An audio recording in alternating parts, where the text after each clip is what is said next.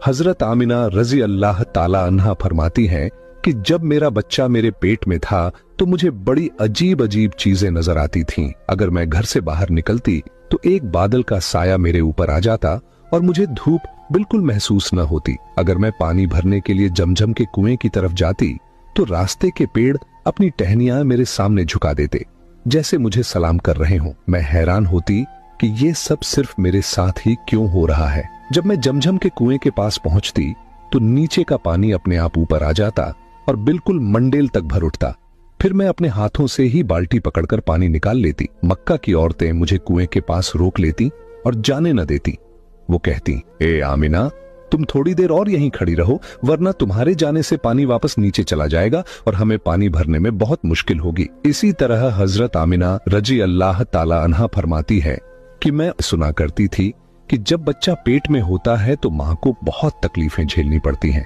कभी हाथ पांव में दर्द, कभी सर दर्द, कभी उल्टी, कभी बुखार और कभी चिड़चिड़ापन। ये सारी बातें सुनकर मैं सोचती कि अजीब है, मुझे तो पूरे 9 महीनों में कोई तकलीफ नहीं हुई। यहाँ तक कि जब तक मेरा बच्चा पेट में रहा मुझे सर दर्द तक न हुआ। हजरत आमिना को अजीब अजीब ख्वाब भी आते थे। वो फरमाती हैं कि जब मैं रात को सोती तो मुझे ख्वाब आता कि मेरे जिस्म के अंदर से एक नूर निकला है और उसने पूरी दुनिया को रोशन कर दिया है। ये सब देखकर मुझे यकीन हो चुका था कि मेरे पेट में जो बच्चा है वो यकीनन कोई आम इंसान नहीं, पैगंबर हजरत मोहम्मद मुस्तफा सल्लल्लाहु ताला अलैहि वसल्लम जब अपनी मां हजरत आमिना रजी अल्लाह ताला अन्हा के पेट में थे तो एक रोज आपकी दादी ने आपके दादा को इशारे से बुलाया और कहा, क्या आपको मालूम है ये बहू आमिना बहुत महंगा इत्र लगाती है।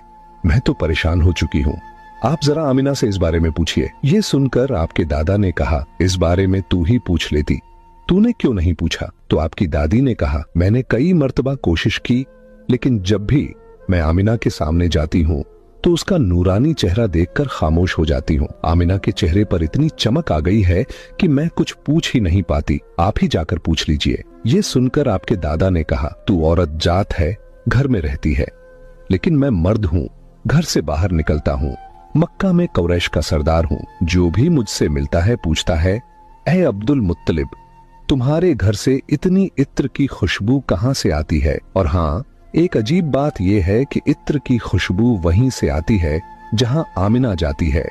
अगर आमिना रसोई में जाती है तो खुशबू वहीं से आती है, अगर गुसलखाने में जाती है तो खुशबू वहीं से आती है, अगर बैठकी में जाती है तो खुशबू वहीं से आती है। और ये कोई मामूली इत्र नहीं है, न इराक